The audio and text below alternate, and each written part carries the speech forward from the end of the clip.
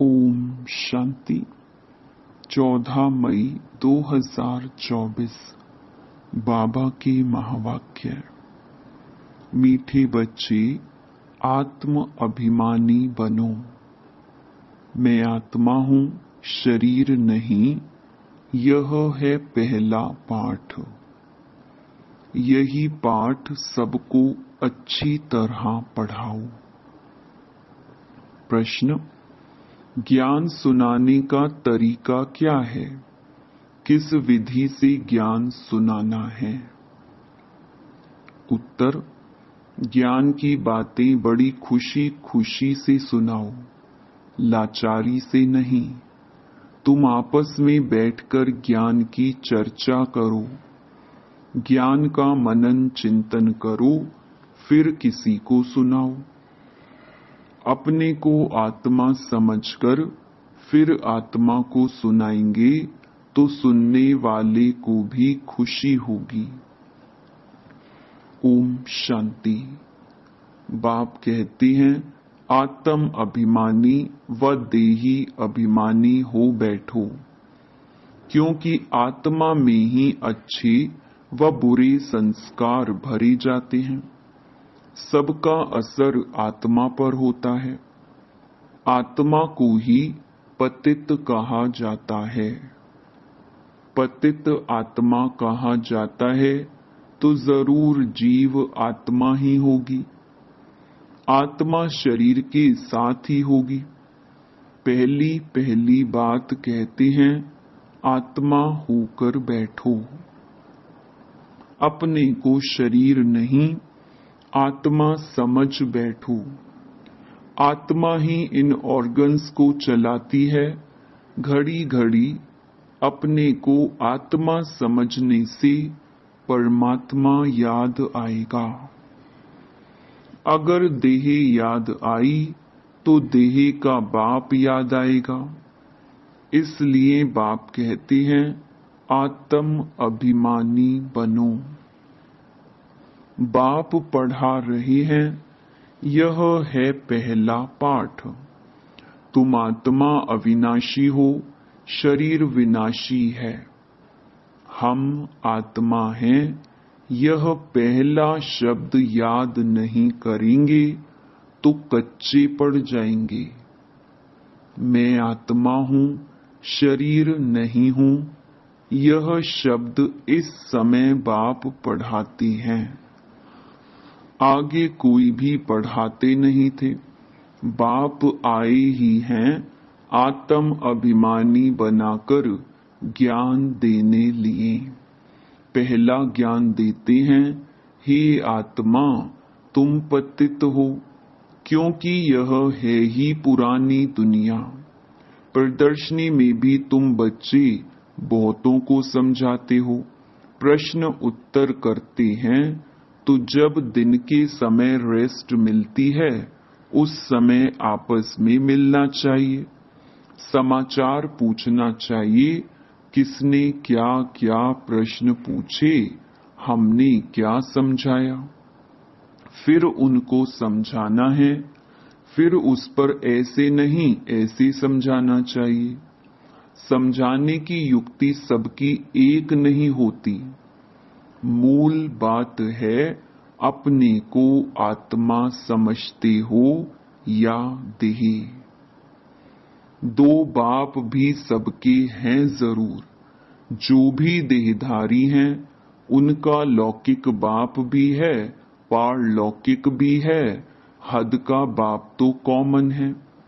यहाँ तुमको मिला है बेहद का बाप। वह हम आत्माओं को बैठ समझाते हैं।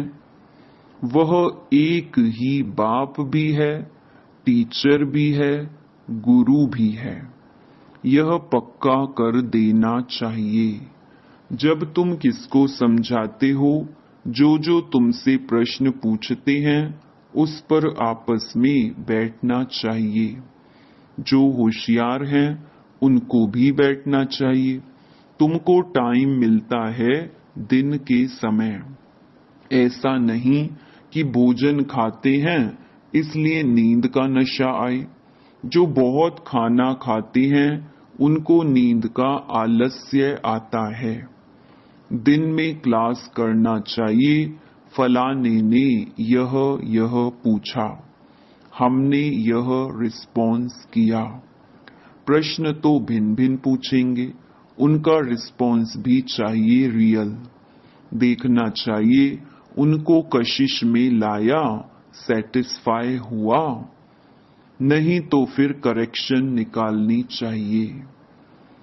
जो होशियार हैं उनको भी बैठना चाहिए, ऐसे नहीं खाना खाया जल्दी नींद आई। देवताएं खाना बहुत थोड़ा खाते हैं, क्योंकि खुशी है ना, इसलिए कहा जाता है खुशी जैसी खुराक नहीं। तुम बच्चों को अथाह खुशी होनी चाहिए। ब्राह्मण बनने में बड़ी खुशी है। ब्राह्मण बनते ही तब हैं जब उनको खुशी मिलती है। देवताओं को खुशी है ना, क्योंकि उन्हों के पास धन महल आदि सब कुछ है, तो उन्हों के लिए खुशी ही काफी है। खुशी में खाना भी बहुत थोड़ा सूक्ष्म खाएंगे। यह भी एक कायदा है। जास्ती खाने वाले को जास्ती नींद आएगी। जिसको नींद का नशा होगा वह किसको समझा भी नहीं सकेंगे, जैसे लाचार। यह ज्ञान की बातें तो बड़ी खुशी से सुननी सुनानी चाहिए, समझाने में भी सहज होगा। मूल बात है बाप का परिचय देना। ब्रह्मा को तो कोई जानते नहीं, प्रजापिता ब्रह्मा है, ढेर की ढेर प्रजा है। यह प्रजापिता ब्रह्मा कैसे होगा, इस पर बहुत अच्छी रीति समझाना है। बाप ने समझाया है, इनके बहुत जन्मों के अंत के भी अंत में वानप्रस्थ अवस्था में मैं प्रवेश करता हूँ। नहीं तो रथ कहाँ से आए? रथ गाया हुआ ही शिव बाबा के लिए है। रथ में कैसे आते हैं? उसमें मूंझते हैं। रथ तो जरूर चाहिए। श्री कृष्ण तो हो ना सके तो जरूर ब्रह्मा द्वारा समझाएंगे, ऊपर से तो नहीं बोलेंगे। ब्रह्मा कहाँ से आया?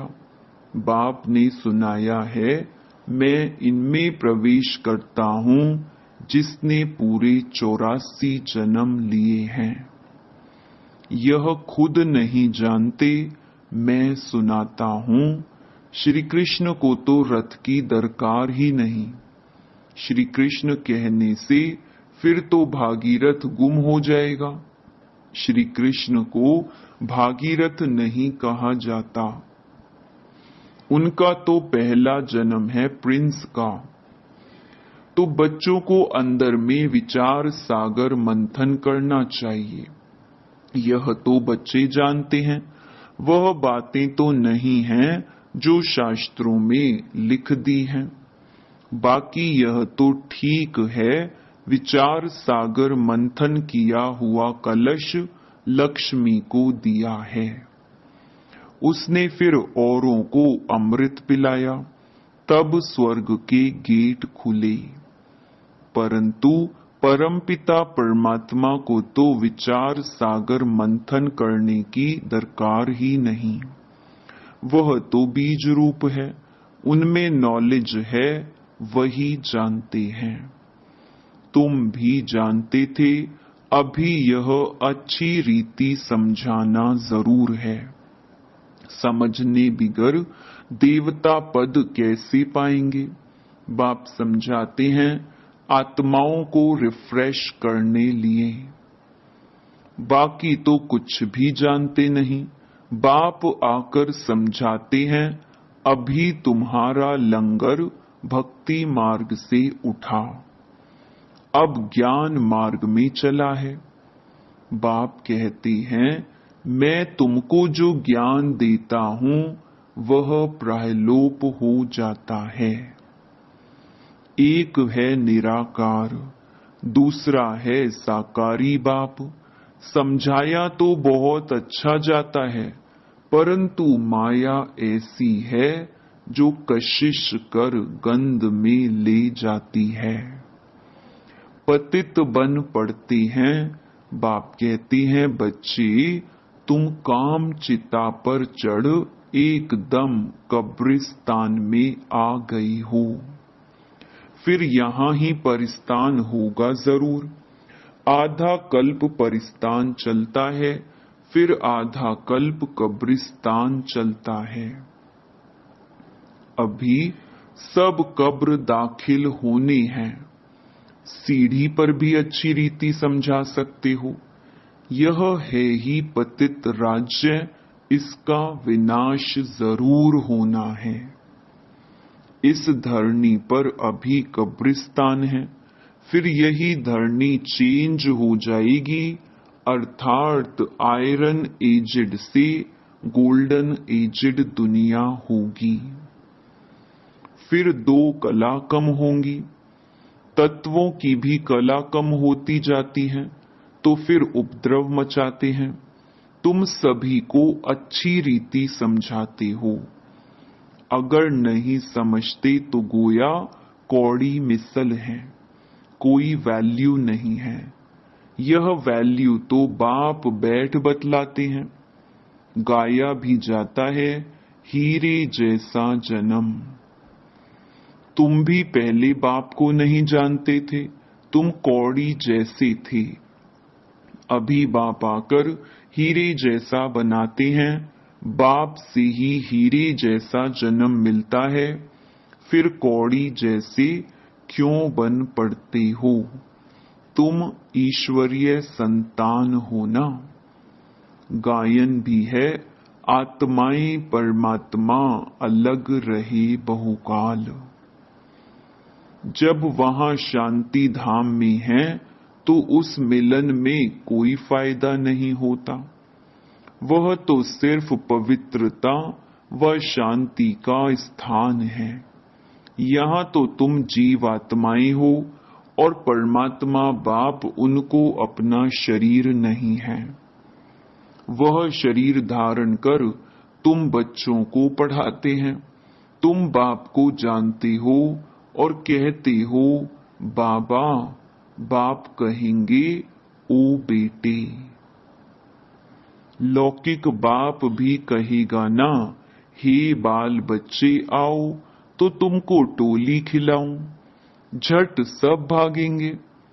यह बाप भी कहते हैं, बच्चे आओ तो तुमको वैकुंठ का मालिक बनाऊं, तो जरूर सब भागेंगे।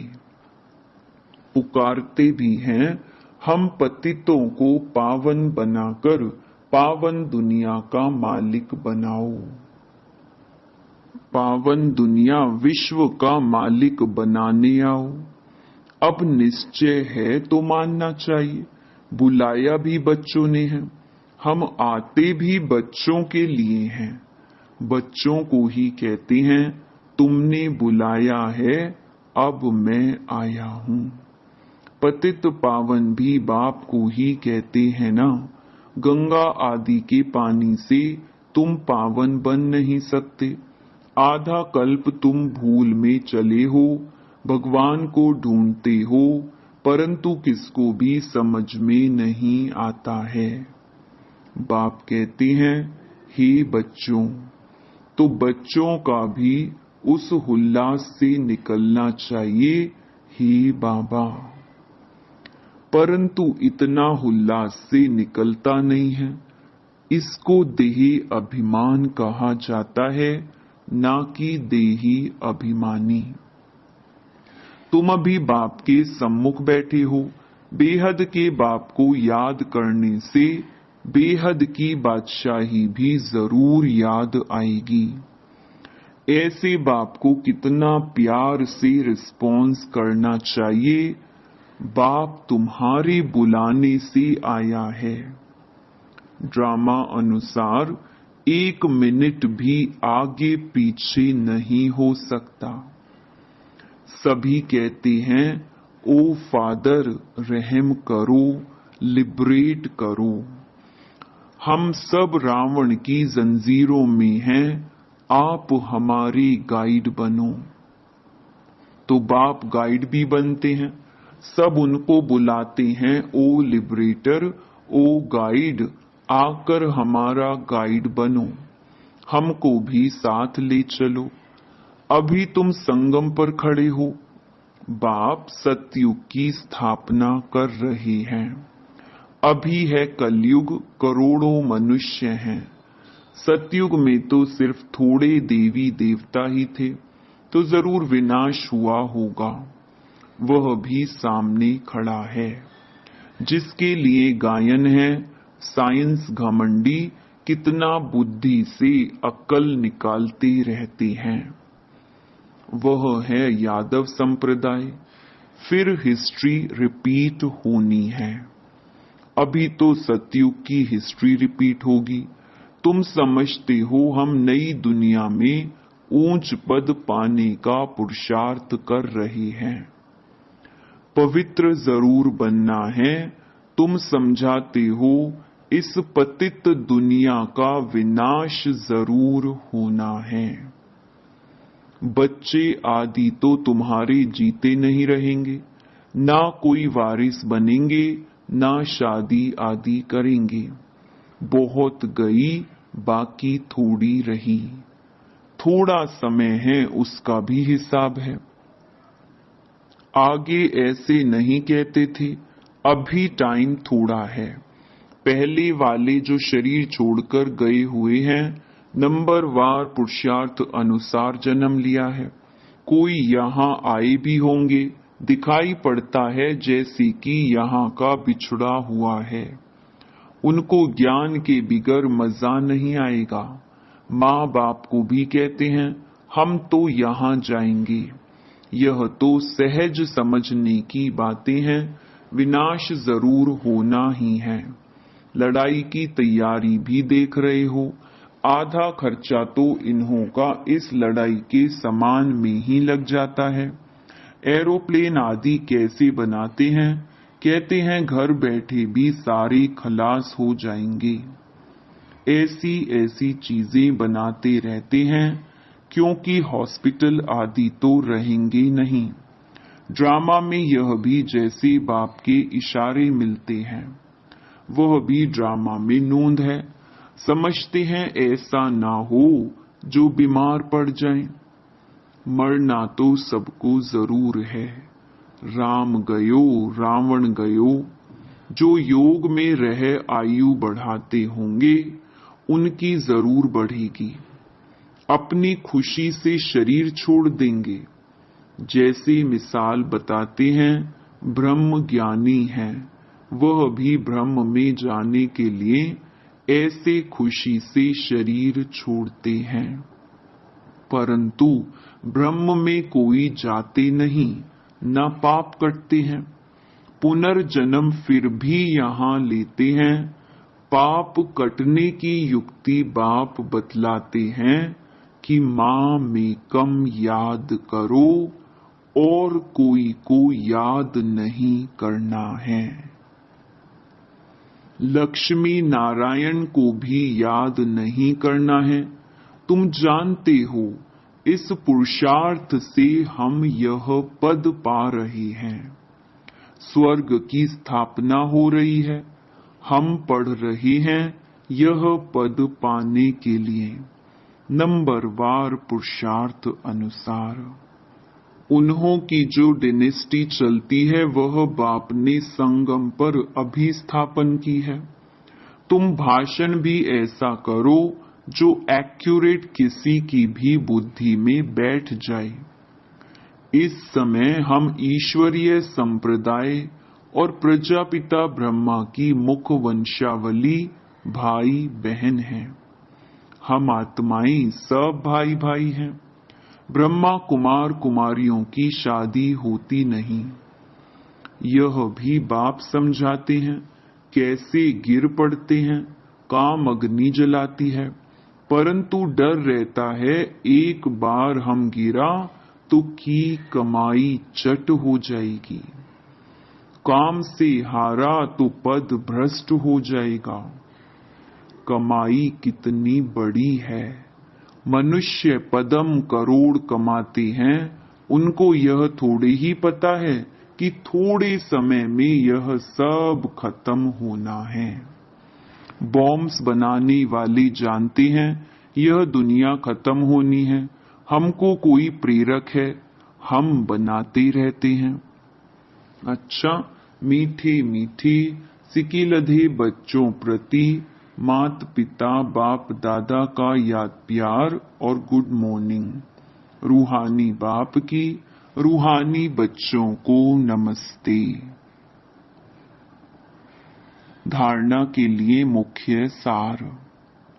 पहला, ज्ञान को अंदर घोटना है, अर्थात विचार सागर मंथन करना है। ज्ञान की आपस में रूह रिहान कर फिर दूसरों को समझाना है। सुस्ती व आलस्य को छोड़ देना है। दूसरा, देही अभिमानी बन बड़े उल्लास से बाप को याद करना है। सदा इसी नशे में रहना है कि हम बाप के पास आए हैं कौड़ी से हीरा बनने, हम हैं ईश्वरीय संतान। वरदान, ज्ञान सूर्य ज्ञान चंद्रमा के साथ साथी बन रात को दिन बनाने वाले रूहानी ज्ञान सितारे भव। जैसे वह सितारे रात में प्रकट होते हैं, ऐसे आप रूहानी ज्ञान सितारे, चमकते हुए सितारे भी ब्रह्मा की रात में प्रकट होते हो।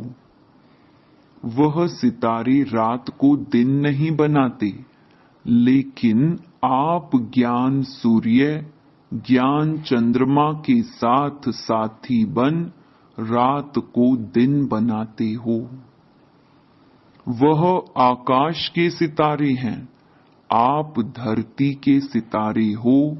वह प्रकृति की सत्ता है, आप परमात्म सितारे हो। जैसे प्रकृति के तारा मंडल में अनेक प्रकार के सितारे चमकते हुए दिखाई देते हैं, ऐसे आप परमात्म तारा मंडल में चमकते हुए रूहानी सितारे हो। स्लोगन, सेवा का चांस मिलना अर्थात दुआओं से झोली भरना। ओम शांति।